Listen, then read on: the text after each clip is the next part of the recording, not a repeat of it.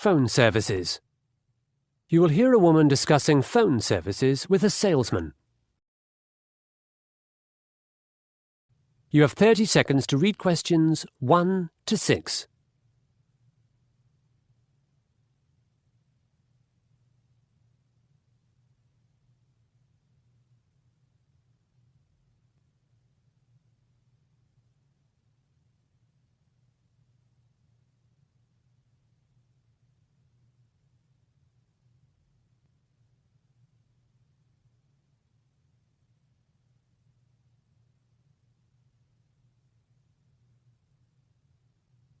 Good morning. May I help you, Ma'am?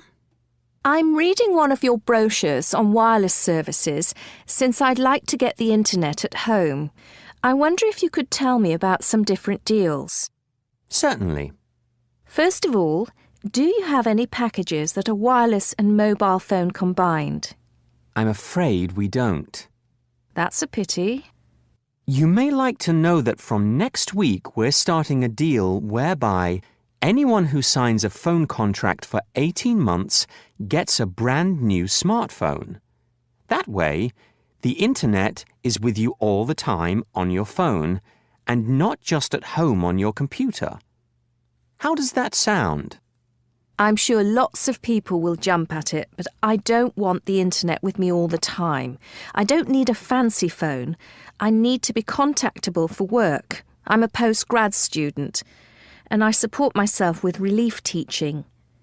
I need to send a few texts and make a couple of calls a day, but that's all.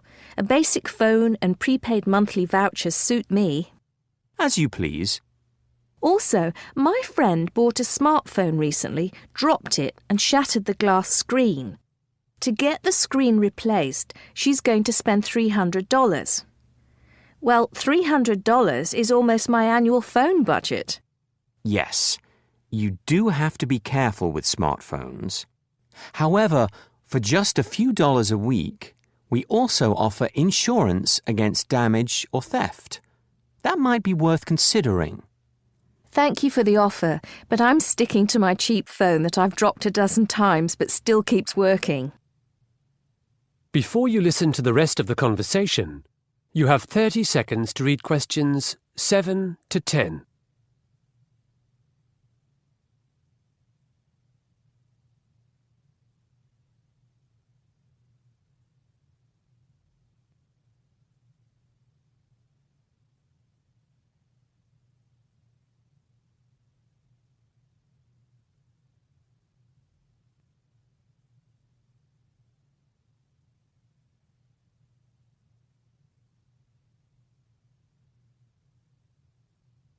Let's get back to wireless services at home. I've brought my laptop and I'd like to see if your modems are compatible. We've got a comprehensive range of modems, so I'm sure we'll find something. What operating system do you have? OS X 12.5. I'll just check that. Sorry, it's OS X 12.9. Yes, several of our modems will work with that. If I choose a deal now, is there any chance I can get my computer set up right away? Absolutely. You can be online in 15 minutes. Really? I know I said I didn't want a long-term plan for my phone, but for wireless, your 24-month plan looks the best. I think it's excellent, Ma'am. $80 a month for 10 gigabytes and a modem. If I opt for this contract, what would you need from me now other than the cash? Proof of identification, financial details, and an official letter with your address. Pardon me? Proof of ID, a bank statement, and a letter like a gas bill or a payslip sent to where you live. I'll see what I've got in my purse. Here's my student card. I do online banking now, so no statements. Here's an electricity bill I paid yesterday. I'm sorry to say, Ma'am, but those things aren't enough. You can't sign a long contract without showing your passport or driver's license and something from your bank. Have you thought about the prepaid 1-month internet deal similar to the one you already have for your phone? According to your brochure, it's a lot dearer. About 50% dearer than the 2-year contract. Yes, prepaid is always more expensive, but it has fewer obligations. What do you mean? Well, on the 24-month plan, there's also a $200 cancellation fee if you end the service by leaving the country permanently. Goodness, I had no idea such things existed. I'm afraid so. How about 1-year contracts? I couldn't see any 1-year contracts advertised. Do you have them? They've just been discontinued. There wasn't enough demand, but a 6-month prepaid is possible. Do I need lots of ID for that? No. What about the modem? Is it still included? With prepaid, customers supply their own modems. I do, however, have one here for only $110. 110? I think I'll need some time to think things over. Not a problem. That is the end of part 1. You now have half a minute to check your answers.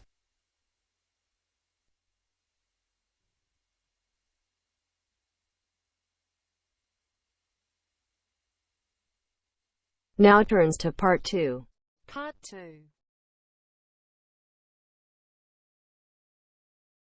Running a small business. You will hear a man being interviewed about running a small business. Before you listen, you have 30 seconds to read questions 11 to 15.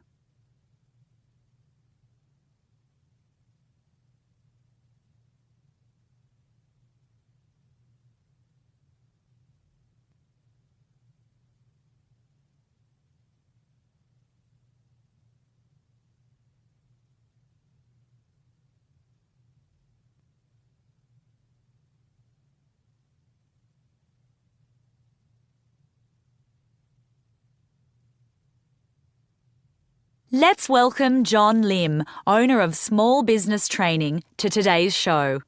Nice to join you. First of all, I've heard you've got triplets, John, as well as a growing business. That's right, 2 boys and a girl. They're 6 years old. I tell people running a business is like looking after children. Apart from being flexible and expecting the unexpected, you need clear priorities and excellent time management. In a way, I owe my business success to my children. Like so many young families who struggle with the high cost of living, we couldn't afford to stay in the city any longer, so we moved to Casterbridge, which, at the time, met all our requirements. It was really flourishing, particularly because its cleaner industries like light engineering and servicing were replacing agriculture and mining. So it seemed a desirable place for people to set up small businesses. What's it like now? Unfortunately, the last 3 years have been pretty tough due to the downturn in the economy. 1/3 of the new companies in Casterbridge have gone bust. Still, the national figure for the failure of small businesses within 2 years of establishment is around 40%. So maybe 1/3 isn't too bad. 40%? Why so high? Let's consider success for a moment. To be successful in a small business, you need to know your customers. Who's going to want your product? You need to lower expenses, not by putting off staff, but rather by cutting out unnecessary luxuries. And most importantly, you need to tailor your product to a niche market. In the case of my company, I had a good product, training. Initially, we provided basic accounting training for non-accountants. Later, we provided business management skills seminars. For a company to stay alive, it needs a good product, followed by another good product. You diversified, right? Yes, I did. After providing overall management skills techniques, I moved into the more specialised area of time management. I gave workshops on how to manage time to businesses in Casterbridge and surrounding areas. You see, even if a company has capital, the money to get it up and running, Many business people don't manage their time well or plan well. Time management is easy if you stick to the rules, which are schedule large and small tasks, keep to your time limits, keep focused, learn to delegate, set goals and learn to rest. That 40% failure rate I mentioned earlier is mostly the result of poor planning. I see. To be successful, you've got to operate on two levels. First, you need a 5-year plan, where your business is headed and what its core activities are. And second, you need a day-by-day plan, a list of daily tasks in order of importance. Before you listen to the rest of the interview, you have 30 seconds to read questions 16 to 20.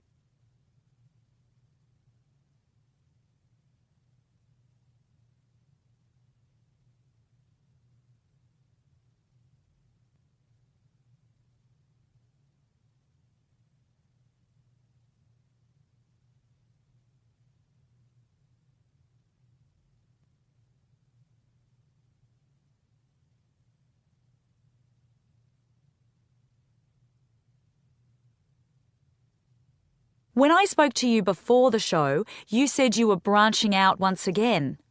That's right. I've recently sold the management and training parts of my business and now I'm into research and counselling. In fact, I've just completed a major survey on working from home for the government.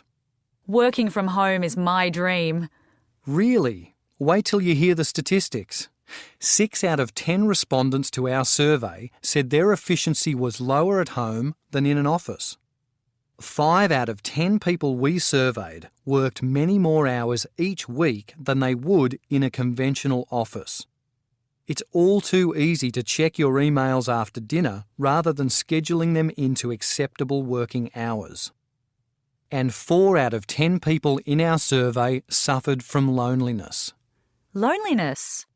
Perhaps they miss the office gossip or haven't got a pet to talk to.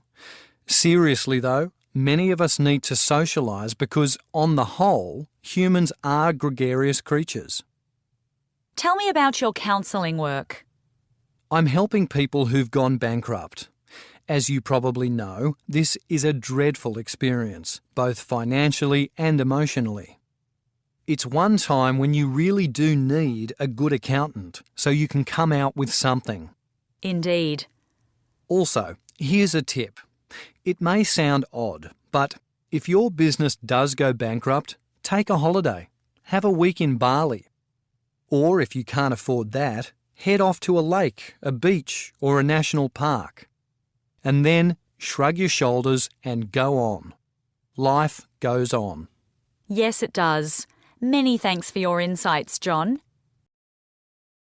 That is the end of part 2. You now have half a minute to check your answers.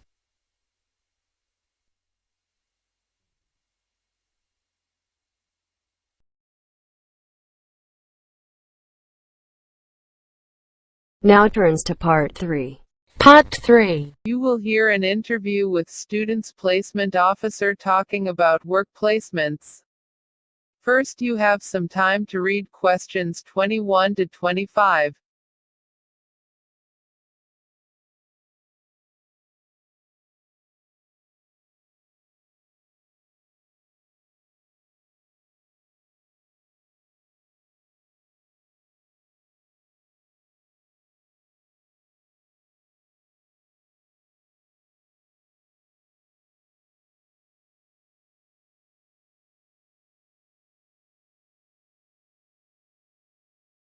Hello, Mike.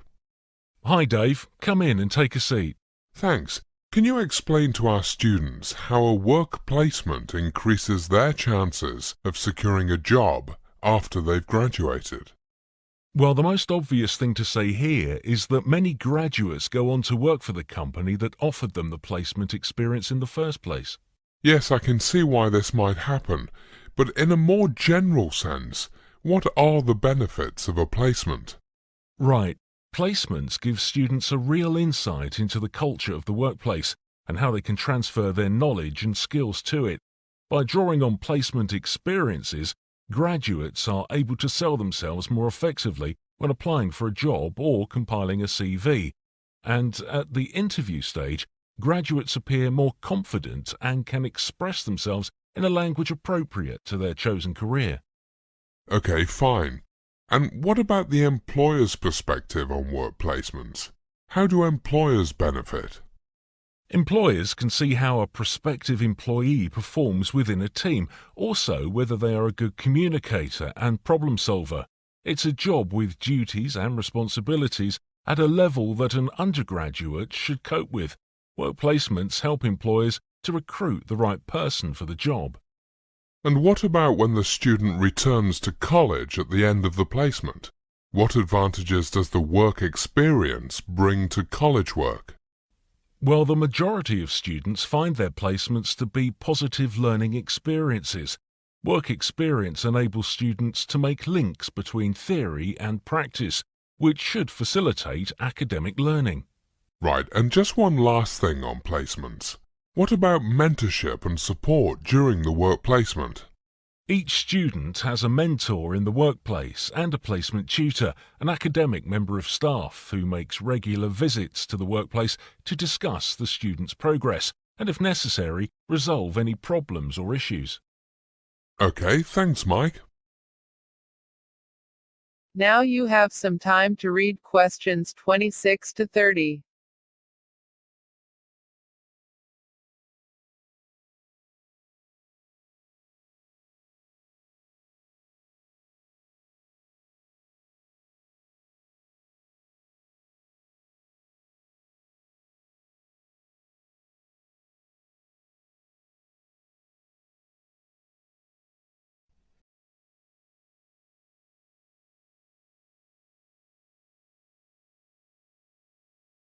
Now, continuing with our theme of graduate employment, we're going to talk about soft skills, what they are, and why you need them.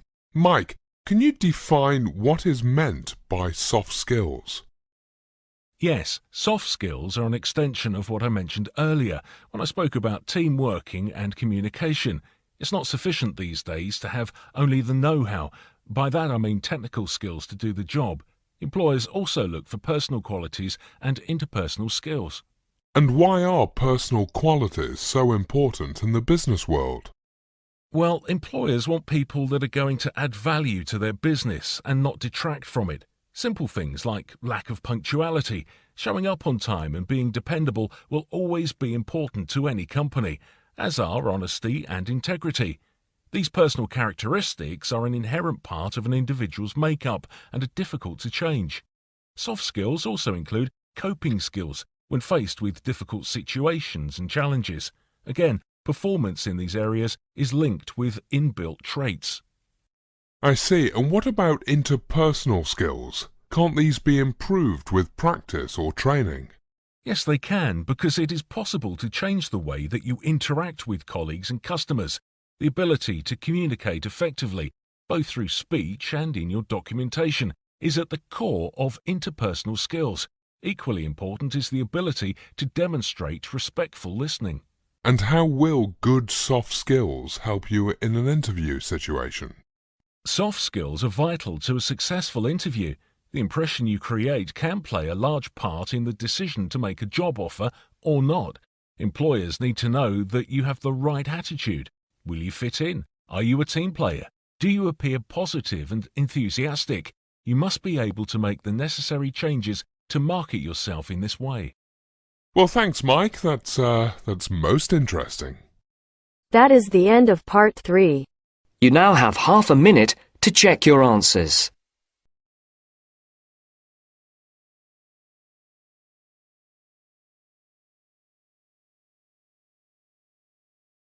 Now turns to part 4. Part 4. You'll hear a lecturer talking about Charles Darwin and Galapagos Islands. First, you have some time to read questions 31 to 40.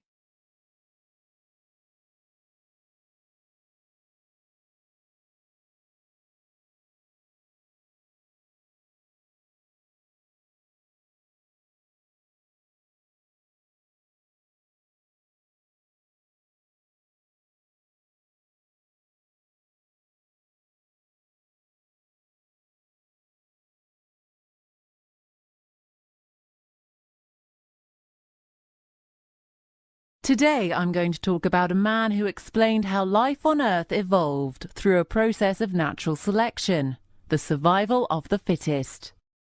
His name is Charles Darwin, and he was born in England in 1809.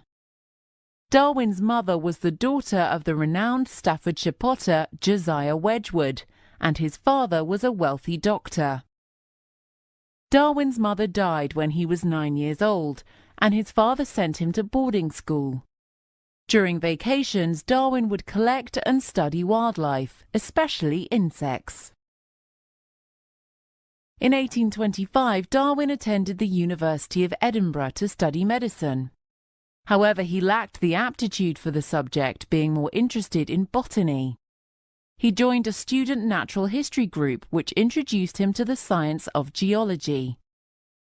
Darwin left medical school 2 years later without completing his training. Darwin's father was disappointed by his son's failure at Edinburgh, and he sent him to Cambridge to study theology. He graduated from Cambridge in 1831, aged 22, but decided against becoming a clergyman, much to the dismay of his father. Whilst at Cambridge, Darwin had met a professor of botany, who encouraged him to pursue his interest in natural history, and later recommended him as a crew member on the Royal Navy mapping ship HMS Beagle. The ship embarked for South America in 1831, sailing from Plymouth, England.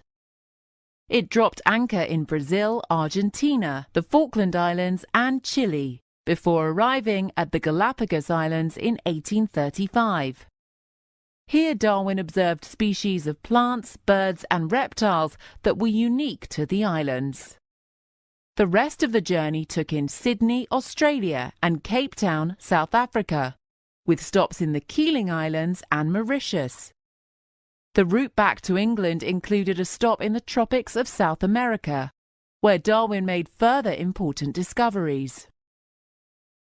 The journey took 5 years and enabled Darwin to study life on 3 continents, collecting plants, insects and rock samples whilst taking notes and making drawings.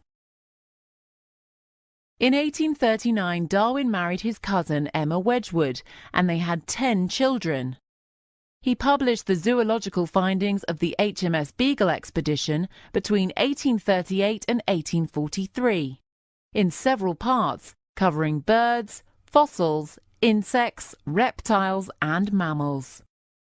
Darwin continued with his research into natural selection, culminating in his seminal work On the Origin of Species, published in 1859.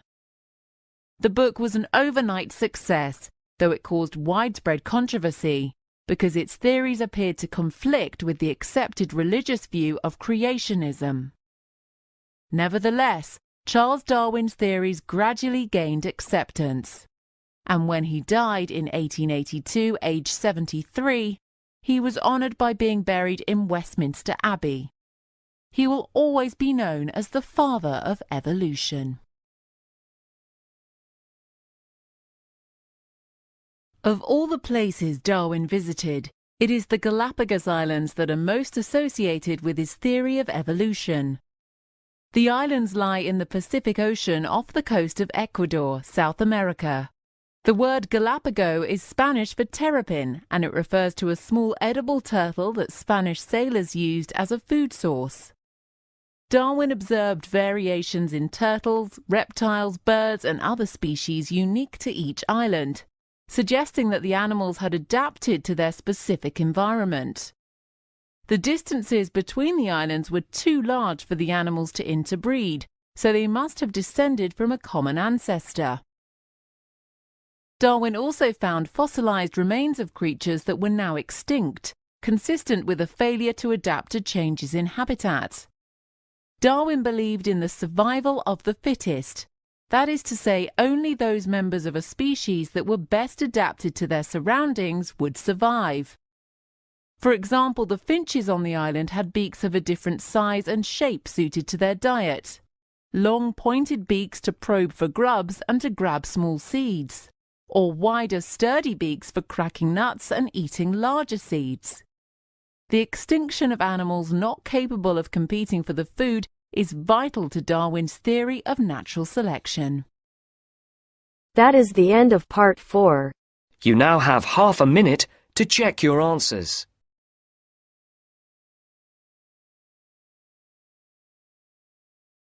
How's it supposed to feel?